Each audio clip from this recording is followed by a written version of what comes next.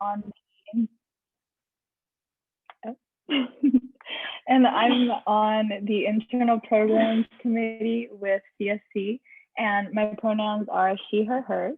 Thank you for joining us for this session with the Community Service Commission today. We appreciate the time and energy you're dedicating to service on our virtual UCLA Volunteer Day presented by the Westcom Foundation. During these unprecedented times, service organizations and leaders across campus have come together to create a day dedicated to volunteerism and promoting long-term sustainable service in a digital age. This year, the UCLA Volunteer Center is partnering with the USEC Community Service Commission and UCLA Student Affairs to coordinate today's event. The UCLA Volunteer Center works to connect students and community members to campus service opportunities through various events throughout the year. The Community Service Commission promotes ethical service on campus and in the community through affiliated student organizations, networking events, and advocacy campaigns. UCLA Student Affairs is committed to maintaining the welfare of all students and giving back to the local community. And we're gonna play a video now from the Chancellor. All right, yes, 1 second.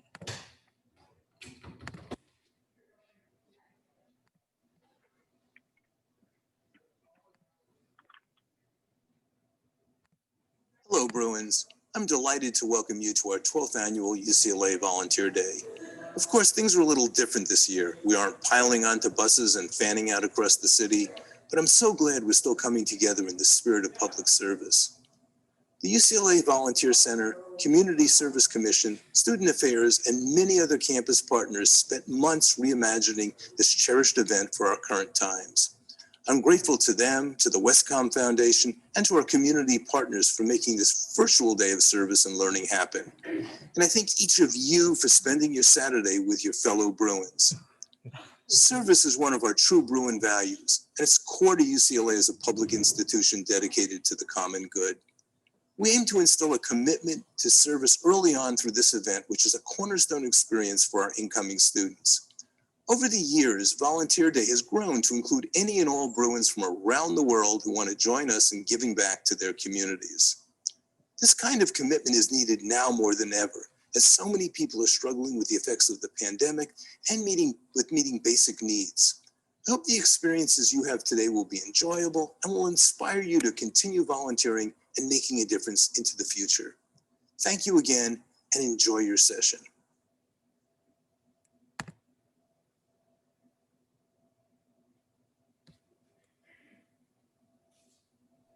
Oops, didn't turn on my mic. But before we get started, we're gonna take a screenshot of this Zoom session. I guess, yeah, so everybody smile. Okay, ready? 3, 2, 1. Okay, cool, perfect. And now let's begin. So today we're here joined with the Community Service Commission, and we're going to begin our presentation with some questions for the panelists. So first off, what are your guys' names, pronouns, year, major, and a fun fact about you? And then we can just start and maybe like popcorn to the next person.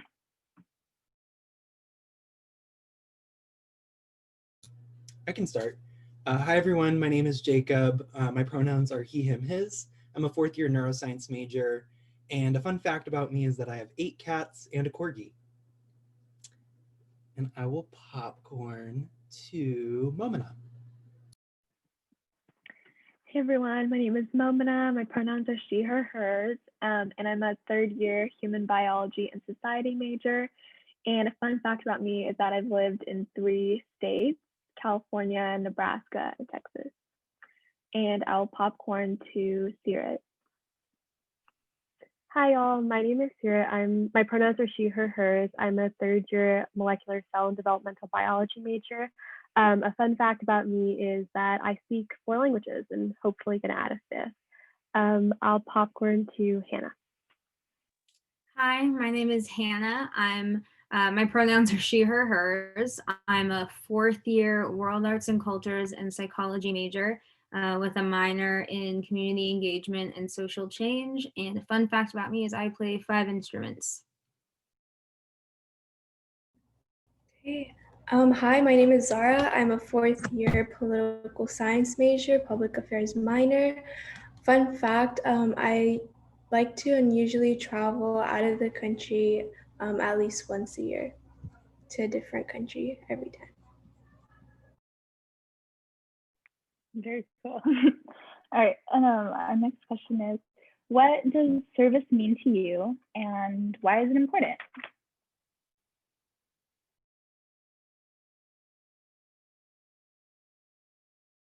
And yeah, you guys can think about it, or who wants to start off first? I can start if that's all right. To me, service has always been all about interaction. One thing that I really love is storytelling and ethnographic fieldwork. So any opportunity I can get to learn more about people and their experiences and what they need is an opportunity I'm very excited to take.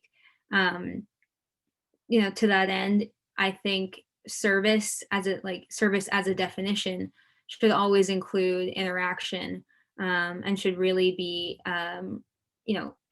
maybe not in these times, but as possible, as in person as possible, to make sure that the service is direct and interactive and that it doesn't feel stretched or confused in any way where it could create a hierarchy or anything like that. So service is important to me because of that interaction and getting to know people and learning about all the different ways that people live in the world and find ways to live in the world happily.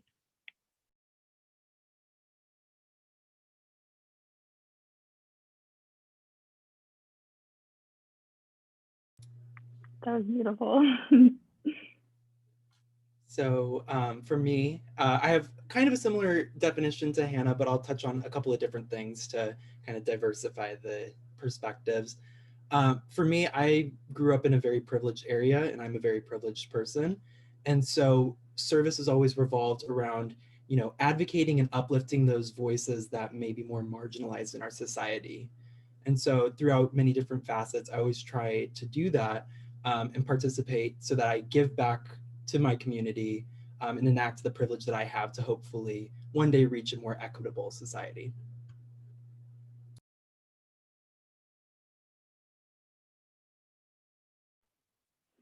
I can go next. I really like what both Hannah and Jacob said, and I'll touch upon what they both said and I'll also add. So service to me is about looking at the systemic inequities in society and seeing how I can use my privilege and my place to try to do something about it, not fix it or solve it, but try to just do what I can. And what Hannah said about there being a hierarchy between volunteers and service recipients, I feel as as I've learned, especially with CSC and at UCLA, trying to erase that power imbalance is so important, and it makes for more ethical and equitable service. And then also what Jacob said, me growing up in suburban Southern California, it's a very privileged area, and I think doing what I can to look at those systemic inequities and use service to do something about it is how I would define service. I can go next. I like what everyone said, but service to me means and has always meant to give back to the community and going above and beyond your scope to support either just a local community or a larger community, or to make a positive impact in the community that you've been a part of that could be the UCLA community, the greater Los Angeles, California, whatever you want to make it out to be. It can even be larger communities that you affiliate with or adhere to similar values and morals. And that can range from healthcare, education, advocacy, poverty alleviation. And there's so many more. And it's always been important to address the larger issues at hand and to do your part to help find solutions to these ongoing societal problems. So yeah. I can go last. I think that what everyone has said is really great, and I definitely agree with all of it. But I guess my definition really is about facilitating sustainable, long-lasting changes that reverberate outwards. And I think sometimes we have these really large issues that we're passionate about and we want to make change towards, but it can be really difficult, right? And so I think service to me is really about the change that you can make. That doesn't matter at what size, at what level it is. It's change that you make that really impacts and reverberates outward. So if it's just like a small group and then eventually a community, then eventually the greater Los Angeles area, that's beautiful. And also just to like emphasize what Jacob said, I really do think a really important part of service to me is to let people control their narrative. I think in years past and in just generations that a lot of people have tried to control community narratives and impose like a certain image. I think moving forward, it's so important to work with communities to let you know what they want to be represented as and use that terminology when advocating for them and advocating for change.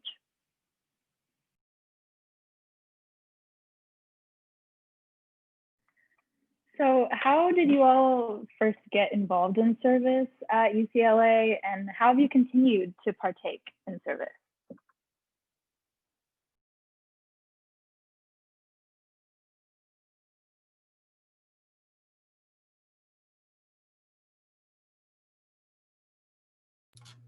I can start. So the way that I first got involved in service at UCLA was really from the new student orientation, when we did that like club fair kind of thing where we walked around. I found a bunch of different organizations that I was really interested in. And so I just kind of joined all of the ones that I could, and I really just tried to find the ones that resonated with me and that I was really passionate about, either the mission, the service that they were providing, or the impact that they were having on the community.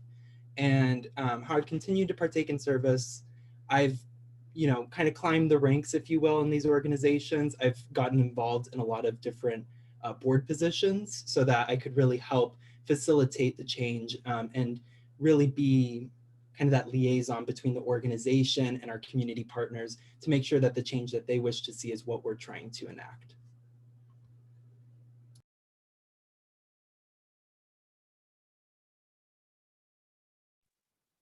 I can go next.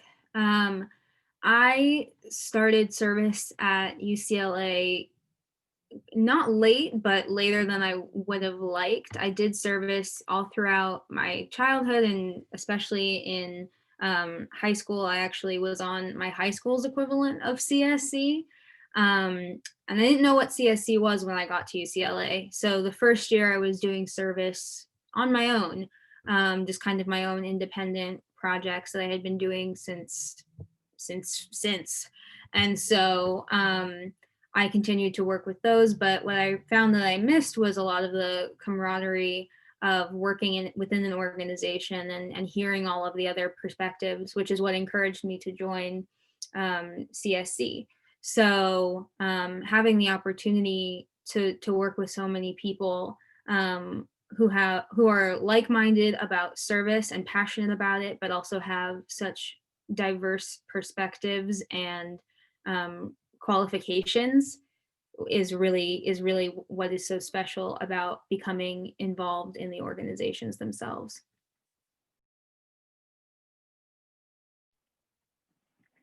So I first got involved with service technically through CSC. I was a fellow my freshman year, and it was one of the first orgs that I got involved with. And I think that was a different approach because it's because CSC does more of the behind the scenes big picture aspect of service because we oversee 33 other service organizations and help them with things like transportation, marketing, advocacy, things like that. And then I also got involved with one service org as a freshman. I think I did the same thing as Jacob. Like I discovered orgs through like people I knew or like new student orientation or like the EAF, and then just like browsed and saw which ones resonated the most with me and which ones like had most my like connected most to my interests. And then I think continuing service I think is so important and like to do it long term and not just for a quarter or a year, and like doing something that you're passionate about. So I would say like committing to like orgs that you really resonate with is the best way to like get involved in long-term service at UCLA. I can go next. So I kind of just did the opposite of Mominha. I actually started with a CSC project, so with Bruin Shelter, and then eventually through that I got connected to CSC and joined CSC. So coming in as a freshman, I think it's really important to be introspective and see where your passions lie, because Bruins honestly are passionate about so many different things, and when you go to the enormous activities fair, you will kind of be overwhelmed by how many service projects there really are out there. So to really take a moment and see what drives you and what motivates you, and for me that was housing and food insecurity, and that has been since high school. And so that's how I got involved with Bruin Shelter, and I think even now in certain circumstances, I'm still learning how to be a better advocate, how to be a better leader, and how to be a better volunteer, even virtually. Yeah, so community service has always played a huge role in my life, from volunteering at my local community hospital or even working with like my district assembly and lawyers to push for legislative change. And I began at a really young age and continued service work throughout high school. And at UCLA, I was more focused on my studies because it was a difficult transition, but I did briefly volunteer through the Muslim Student Association's projects, which one of them being the Incarcerated Youth Project, addressing the school to prison pipeline issue. And I discovered CSC, which is the Community Service Commission, through the School of Social Sciences, through the political science school. And they had sent an email out about it, but CSC really allowed me to partake on a larger scale. And it also helped to allow me to guide other UCLA students into community service on campus, which always feels really rewarding to do, and to bring other people onto the team.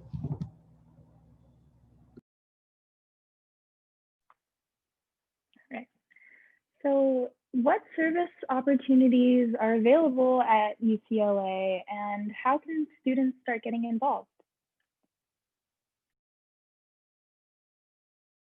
So the easiest and best way that I guess, I don't know if the rest of you guys, but for me to say is this best and easiest way would be for service opportunities at UCLA is through CSC's 33 student-run service projects. And you guys can check out our website, which we can put in the chat for more information about all the different projects we have. And projects are currently recruiting. I know a few of them are, and there's also project recruitment links on our website. So you can check out which one best affiliates with you guys. There's quite a few of them, so you guys can look through them, but that would be the best way, I'd say, if you guys want to get involved with service on campus. Yeah, to that end, I'll add, we do have a ton of different projects. So, projects in the education sector, projects in that are related to animal welfare and wellness and things like that, homelessness, hunger projects, things like that. So there's certainly something for everyone. And then to add, like, as Seerat, I think, mentioned, there's so many service orgs at UCLA, and I would say the best way to get involved with a service org is to look at the kind of the umbrella organizations. Like for CSC, we're the umbrella for 33 service orgs. I know that Community Programs Office has lots of projects under their umbrella, and then they have umbrellas within that umbrella. Muslim Student Association, as Zahrah mentioned, also has a few, and African Student Union also has a few. So I would say that looking at umbrellas can help you look at all the options that there are, since there are so many. So that's a lot to choose from. I think those are all incredible ideas, and I wish I knew all of those as a freshman. I'd also say do not feel afraid to go to Zoom info sessions. Those are great ways to learn firsthand from volunteer experiences, leadership experiences, and to see where your future in that org could be. So if you want to get involved in something later on, they could tell you about their experiences, and to really see what the differences between orgs that you're choosing between is. Another thing that I'd recommend, in addition to everything that everyone else has said, because it's all fantastic advice, going to the SOUL website. I think it stands for Student Organizations, Leadership and Engagement. I could be wrong about that, but that is a great way to find pretty much every student organization on campus, and you can filter it down to different, I guess, passions that you might have, and go from there. It's not really the most, I guess it's not like an express way to find what you're looking for, but it will give you a bunch of different options. And then also looking on social media, different Facebook pages like the UCLA Class of 2021 group, for example, there's always clubs posting about their organizations in there, and you can learn more about them through there.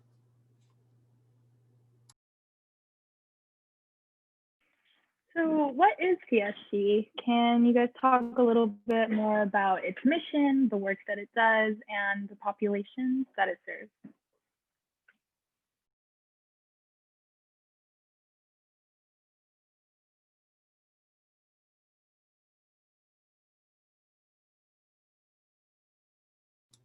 I can start this. So we've kind of already touched on it in a previous question, but just to kind of reemphasize what people have been saying, CSC is this umbrella organization, or more of like a supervisory organization, to 33 different student organizations that are involved in direct service on campus. And there's a bunch of different fields that these organizations serve, such as advocacy, health, education, disability, poverty, and homelessness. So there's a lot of different facets that you can find there. And most, if not all, the populations that we serve are marginalized groups. And so we're always actively trying to find ways to uplift their voices.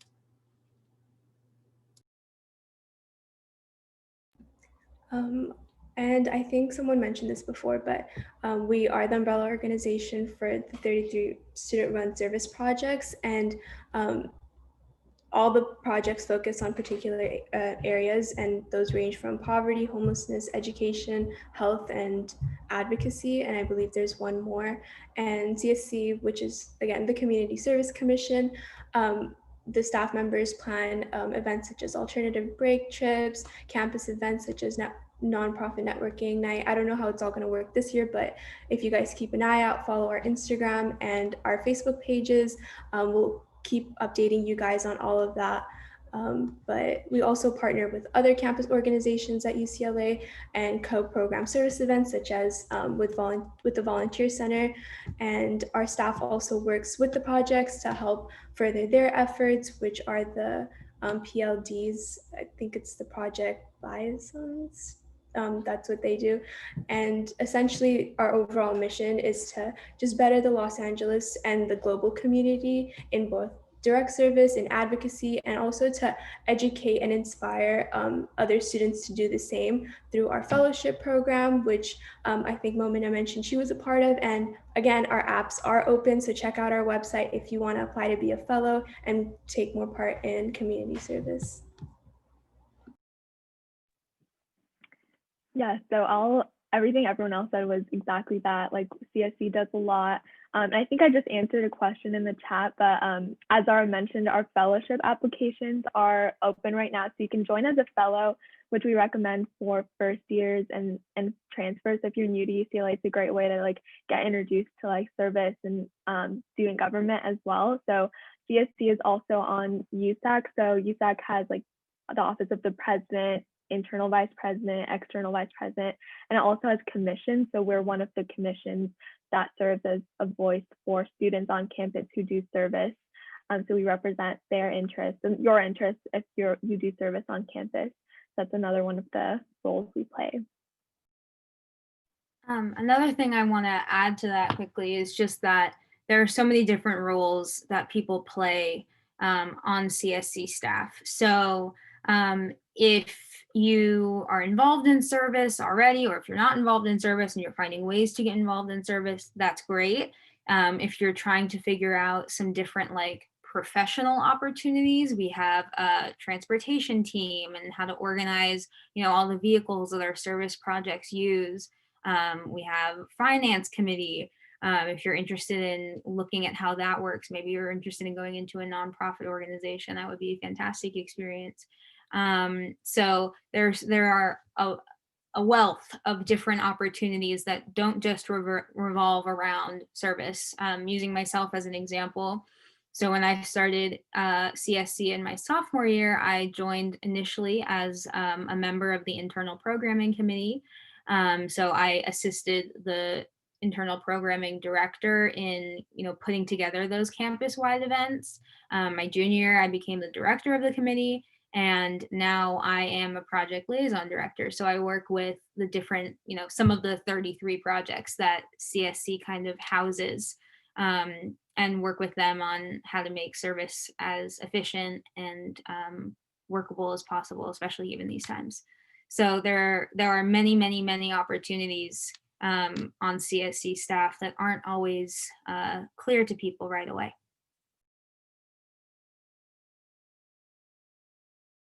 I don't really have much to add because that was extremely comprehensive, but I think the one thing is also that CSC can really be a support system for you if you're getting into service, and more importantly for you as to develop into a leader in service. So obviously you're a part of these wonderful organizations, and PLDs are there to support you and the entire commission is there to support you, but there's also that individualistic portion where you are learning service education and how to be a better member of the community, and that is something that CSC is really good at doing too.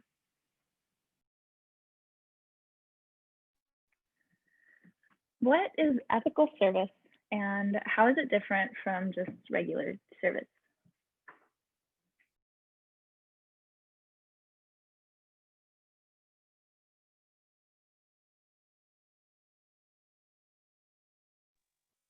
That's a great question, and I think that's a focus of this panel. And I think as a freshman, it's so important to go into like learning about service in an ethical way, because everyone comes from different places of what they would define service as. So I'm going to take parts of what all the other panelists said, because I think what y'all have said is so great. But like centering like the narrative of the people you're serving is so important to ethical service, and not making it about you as the volunteer. And also I would say not making it as like you're saving someone, or like you're like doing them such a favor. It's like taking like the savior complex out of it, and focusing on like the communities and the people themselves. And also I think learning about the communities you're serving, and not just going into whether that be like your own local community or like community in LA, and like not knowing anything about the people or the community you're serving. Learning about who you're serving and the people who you're doing service with is so important. Yeah, that was really great. And also just remember, like, you can have good intent, but that doesn't always result in like a good impact. And volunteering can always have positive impacts, but it's also really possible for it to have a negative impact depending on what service you're contributing to. And ethical service really ensures that your efforts are being put into something that benefits the greater cause. And like Mominha said, research your community, research the cause, and learn more before you begin and put in all this effort and your service into something. If I could just jump in, I think a really good way to kind of summarize all of that and kind of make the concept of ethical service more concise in some ways. I think it should be conscious and intentional.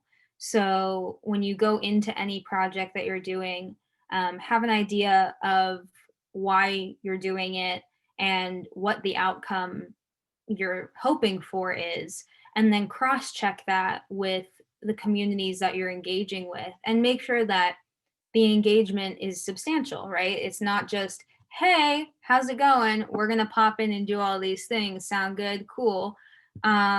it's really developing and having conversations and developing relationships with the people, so that, like Mominha touched on, to kind of, I don't know that the hierarchy can ever be erased, because it is so firmly ingrained in society, but being conscious of it and taking it into account when making, you know, certain moves or doing certain things can certainly help dismantle it. So I would say conscious and intentional are two words that are really important for ethical service.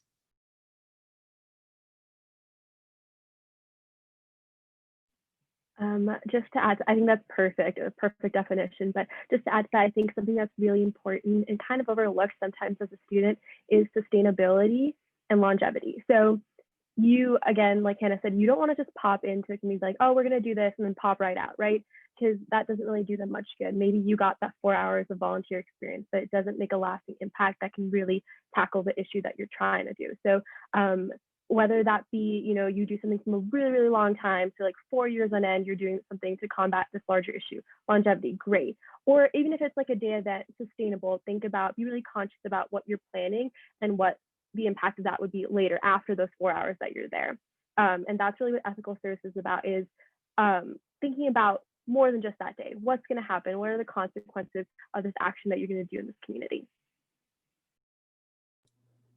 Those are all fantastic points. I really don't have much else to add because I think everyone covered a great majority of what ethical service is. I think one thing that I like to share when I am talking about ethical service is when we're working with our service recipients and our community partners, it's a partnership first and foremost. So kind of just echoing what everyone else has said, you know, we're there to address the needs that they are, you know, making known and making aware to us. And also we're making the change that they wish to see. We're simply facilitating that change and helping them make that change, hopefully become a reality for them.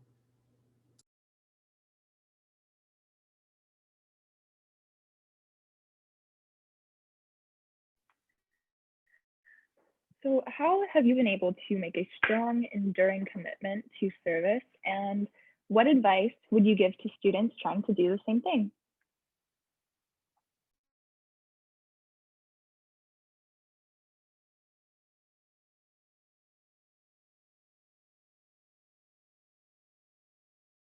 I can answer that first.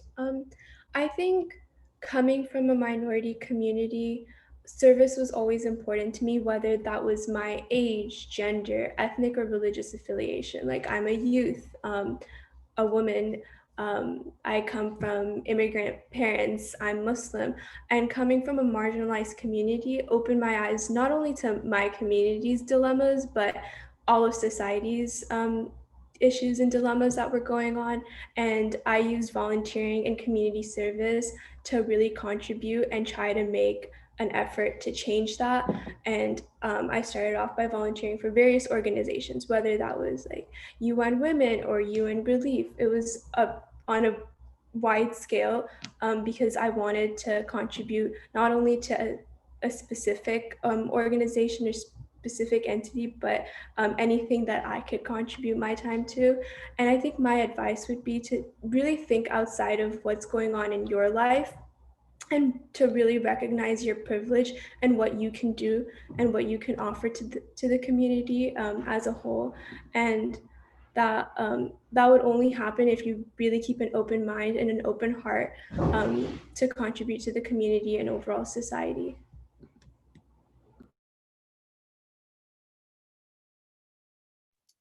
I really agree with everything that you just said. You know, something that I would kind of add to it is, if you're looking for ways to get started with service, start with what you're passionate about and what you love. So I know for me, and maybe this is kind of quintessential 4-year-old, but when I was 4, look, the obsession is real. She's still obsessed with dogs, everyone. But you know, baby Hanna was like, let's go volunteer with animals. And that was really the start for me. And so I started working in shelters and all of that with my dad. And then once I got older, I started to realize all of the different sectors that were really important and in need. and at risk of sounding like a broken record, I'll do it anyway. I think the way to engage and become even more passionate is to just have an open mind and be willing to learn and engage in those hard conversations. Because the difficult conversations and the ones that make us slightly uncomfortable are often the ones that are most productive and fruitful, especially in this area, where notions and just the general way of being needs to be challenged, in order to really break down why certain groups need more assistance than others, or why certain groups are labeled as needing more assistance than others, which is, just a complication to throw a wrench in the whole thing. So I think starting with something that you love is really important, but then also being willing to push yourself out of that comfort zone. I still volunteer with animals, still my favorite thing to do. But there are so many other sectors that I've been able to open myself up to as a result of just starting. So meet yourself where you're at a certain level, I suppose, and then move forward, to ensure that you really can continue to be productive and give your time to things that are important.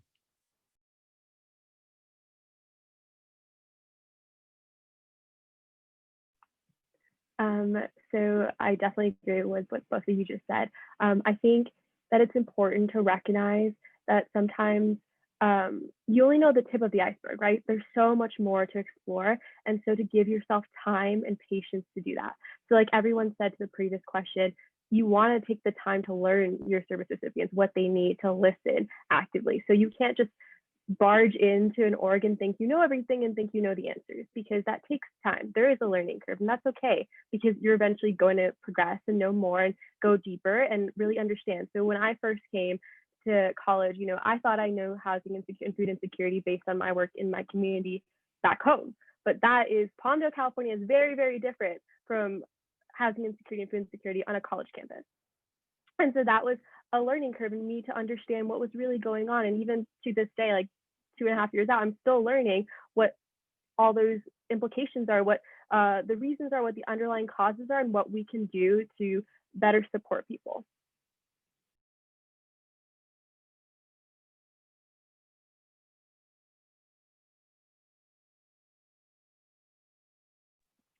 I can touch on like how to stay consistent with something. So I started in my org a volunteer project when I was a freshman, and I'm still in the org. And I think that I especially like what Hannah said, like finding something you're passionate about and sticking with it, and making sure that you're not just doing it as like a once a quarter thing, or like making sure you have the time to actually like commit to the service, so you're not just there for yourself, you're there to work with your service recipients. Like I would consider like the kids I worked with at UVP like my friends. Like I've just gotten to know them so well over the past 2 years, and yeah, I think that's the biggest advice I would get. Like you get as much out of something, and like you can give so much if you like make sure it's long-term and sustainable. Yeah, I think that's a great segue into what I was thinking about sharing with you all, which is just making the most out of your experience. When we go to these service sites, we are there to, help facilitate the service that we're providing, but there's also so many different opportunities for you to learn, not only from the service recipients, but also from different members of the community partners that you're working with, other service volunteers, that can create more of a holistic experience that can also just put things in perspective and see what you're working towards. And then another thing I think is that I kind of touched on earlier, don't be afraid to get involved in like the boards or as a director position if you do really resonate with that mission and you do want to help facilitate that change. I think that's a great way for you to, maintain your commitment and also get a different perspective on how service works and, everything that goes into what we're providing.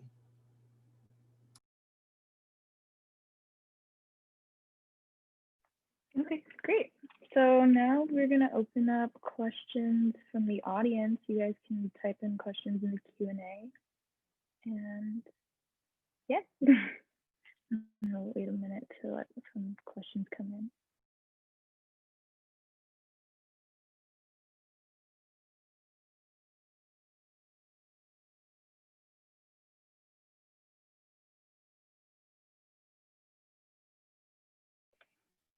we have a question here. Can UCLA graduate students sign up for service projects through CSC as well? Are there any other opportunities within CSC for graduate students? I can speak on this really quickly. So speaking from my own personal background, I'm the executive director of Broom Partners, which is an educational organization. We do academic tutoring and personal mentorship, and we do accept graduate students into our program.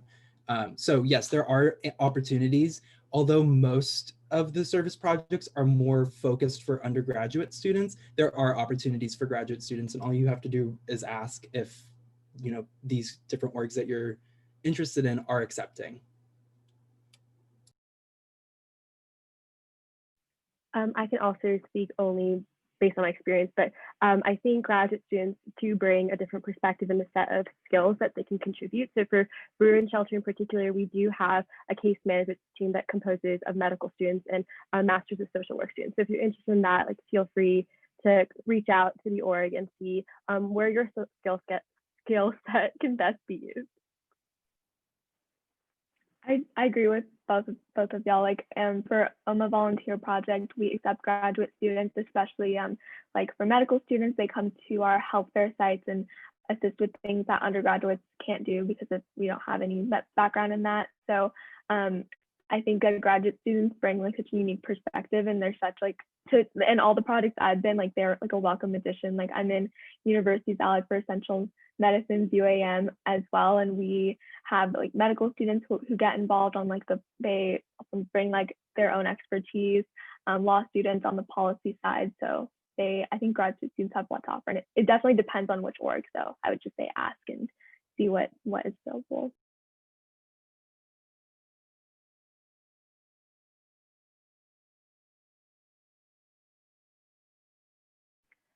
So what if we're feeling unsure about what we're passionate about and we want to test the waters? Any advice for how to get started there? I think the best way for that, or the best thing about that is with CSC and its different projects that it hosts, it ranges from a bunch of different things, from healthcare to advocacy, and you can really test the waters out by trying to see which one you think you would resonate with best. So I think through CSC and its projects, you could kind of dip your toes into the water and see what you would kind of want to get involved in, especially since there's just a variety of different projects that might interest you.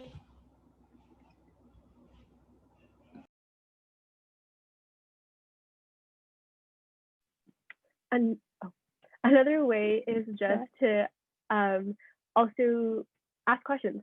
I know it can be super intimidating, but going to these Zoom info sessions is such a great opportunity for you to get to know personal experiences, because sometimes the blurbs on the website, yeah, they're nice, but it's hard to really see what your experience would be in the org. So ask questions and you can really understand what other people's experiences have been and what you can look forward to in that organization. That's so true. I would totally second that. Like, I feel like I've learned more from just talking, like when I was a freshman, talking to board members and being like, what's your favorite part about like UVP or like other orgs I'm in, like I'm in burn shelter as well. Like, and if you're unsure about what you're passionate about, like that was literally me as a freshman. I think I was just wanted to get involved in everything and I just wasn't sure where to focus. But if you like come at it with like being easy on yourself and like leaving room for yourself to learn, like it'll be okay, and you can find what you love.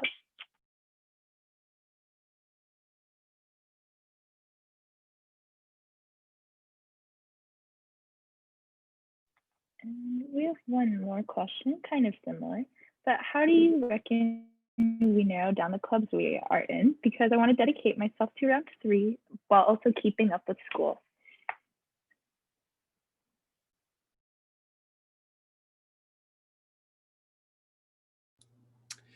I think it really boils down to, are you seeing like an observable impact with the service that you're providing? And do you really kind of feel at home with that organization? I think that's a big part of it, since there are, like speaking from experience, there are so many different education organizations that appear to do so many of the same things.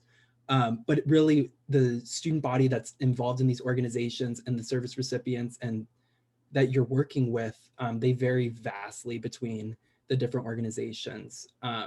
So I think, yeah, just kind of testing the waters with them, really diving in, and I know that sounds weird, testing waters and then diving in, but speaking with the different volunteers and, hearing their experiences and seeing if you really resonate with what's going on with that work.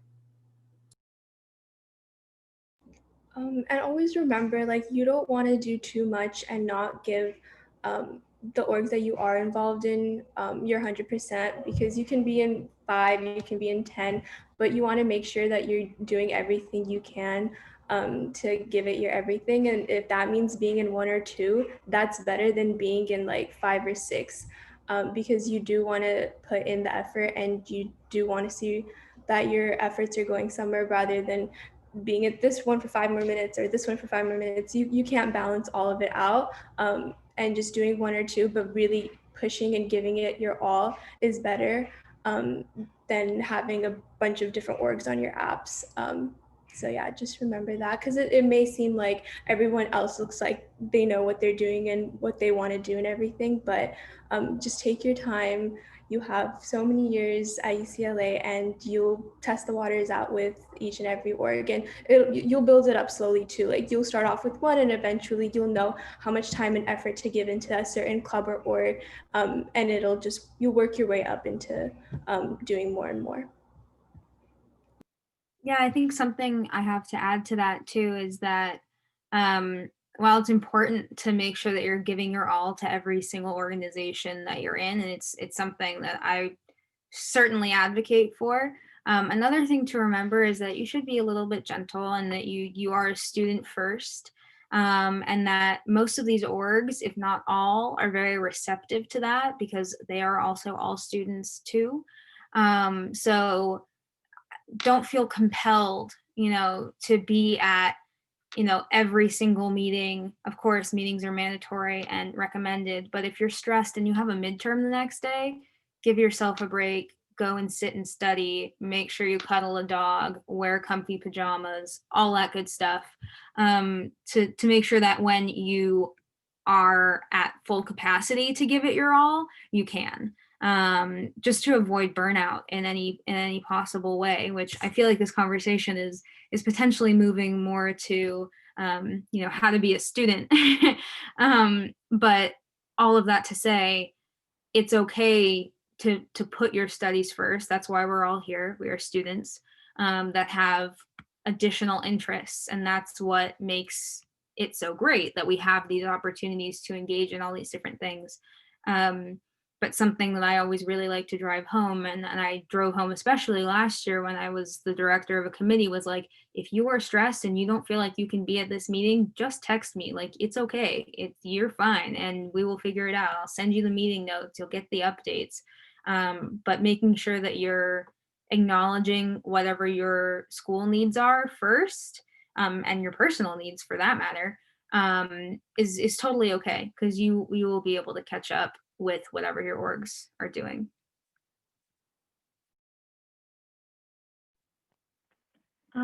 Y'all pretty much covered it, but I'll second what Jacob said about finding a community. Like, my favorite orgs are the ones where have like genuine connections with not only like the people, but like the people in the org, but like the people I work with at that site.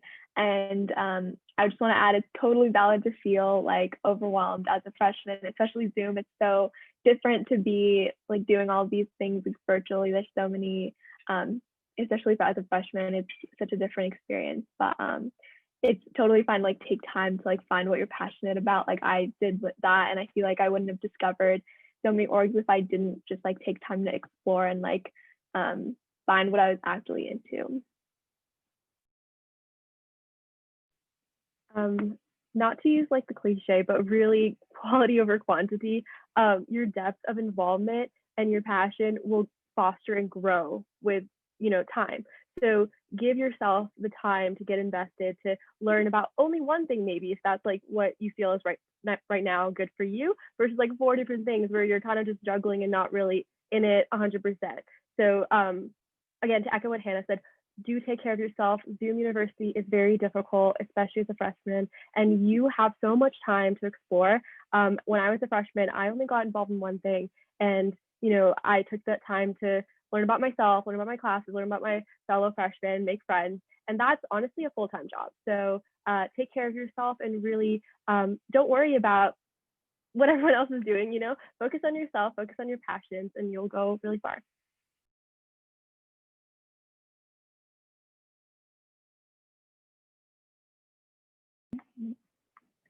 Well, that was great. That concludes our Zoom session with the Community Service Commission for UCLA Volunteer Day 2020. On behalf of the UCLA Volunteer Center, UCLA Student Affairs, the Community Service Commission, and the Westcom Foundation, we would like to thank you for joining us on this annual day of service. While we're not able to volunteer together in person this year, we truly appreciate your participation with us. Thank you, and go Bruins!